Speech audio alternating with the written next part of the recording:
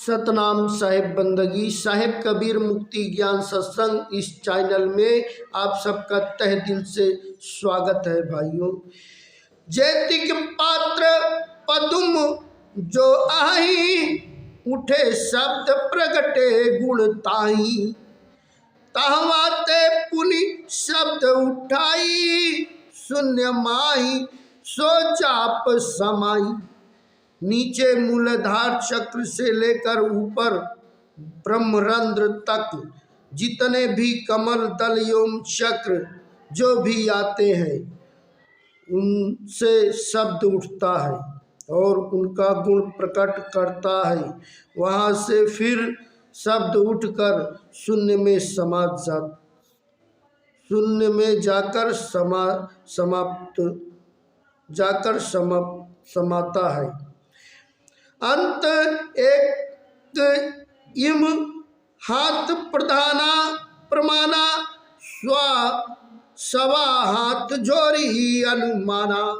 सवा हाथ नभ फेरी कहाइए खिड़की सात गुफा में लहिए।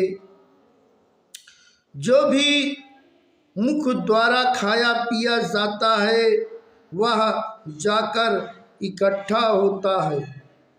झोरी अमावस्या कहते हैं। अमावस्या का सवा हाथ होने का अनुमान है। खाया पिया पदार्थ अमावस्या में पककर रस बन जाता है जो नाड़ियों द्वारा रसाशय में चला जाता है।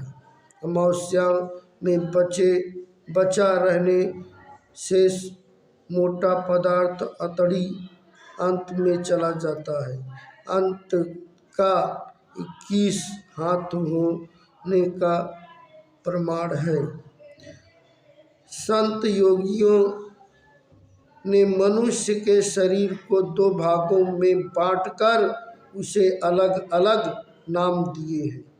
गले कंठ के नीचे वाले भाग को पिंड और गले के से ऊपर वाले भाग को ब्रह्मांड या आकाश नभ गगन एवं गुफा आदि नामों से जाना जाता है। उपयुक्त चौपाई में ब्रह्मांड सिर को गुफा एवं नाभ का नाम दिया गया है। सिर अथवा नभ का क्षेत्र सवा हाथ का होता है और नभ सिर में 7 खिड़की होती हैं जो इस प्रकार से हैं: 2 आँखें, 2 कान, 2 नाक के छिद्र और 1 मुख।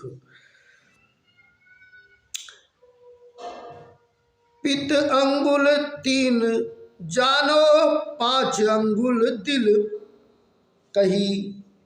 7 अंगुल फेफस है सिंधु 7 ताहि रही।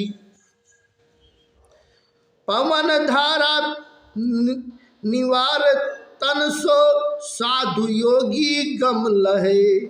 यही कर्म योगी किए रहिए रहित नहीं भक्ति बिनु जो इन बहे।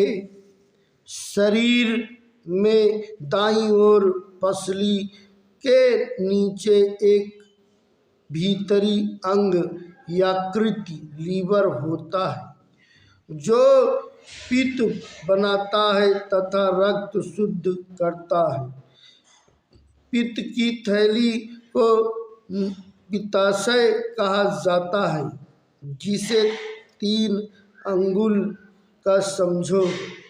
पित्त को जठराग्नि पाचन अग्नि कहा जाता है। शरीर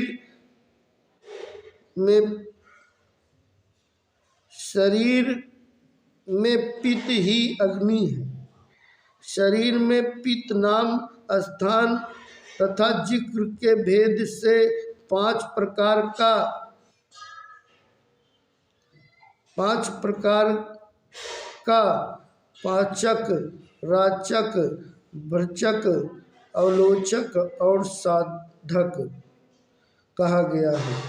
यह पित्त सारे शरीर में फैलकर क्रिया करता है और खाना पचाने से लेकर बल बुद्धि बढ़ाने तक विभिन्न अंगों को विकसित करता है।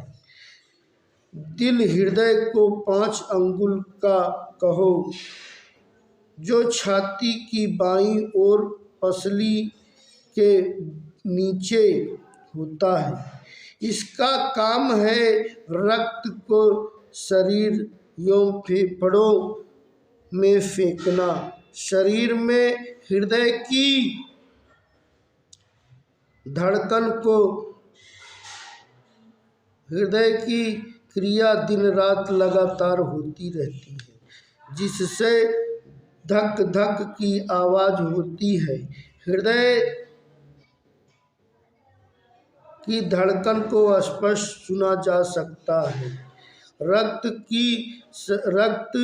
की शरीर में फेंक कर हृदय शरीर का पालन पोषण करता है। फेफड़ा को 7 अंगुल का कहा गया है। फेफड़े के द्वारा फैलना और सिकुड़ना, ये 2 प्रकार की क्रिया होती है। फेफड़ा जब फैलता है तो बाहर की हवा वायु को भीतर खींचता है, जिसको श्वास कहते हैं, और जब सिकुड़ता है तो भीतर की हवा बाहर फेंकता है, जिस प्रश्वास कहते हैं। फेफड़े की क्रिया दिन रात निरंतर जारी रहती है, जिससे खून की सप्लाई होती रहती है और शरीर स्वस्थ रहता है। शरीर में 7 समुद्र निम्न जानते हैं। 1 मीठा अथवा रस समुद्र वीर्य। 2 लौण अथवा क्षर समुद्र मूत्र। दधी समुद्र कफ खखार का स्थान। घृत। 4 घृत समुद्र नाक से बहने वाला गाढ़ा पानी। 5वां मदिरा समुद्र पित्त। 6वां अमृत अथवा दुर्गंध युक्त सागर पानी या तुमल, जिसे योगी जन अमृत समझकर लाए पीते अथवा चखते हैं।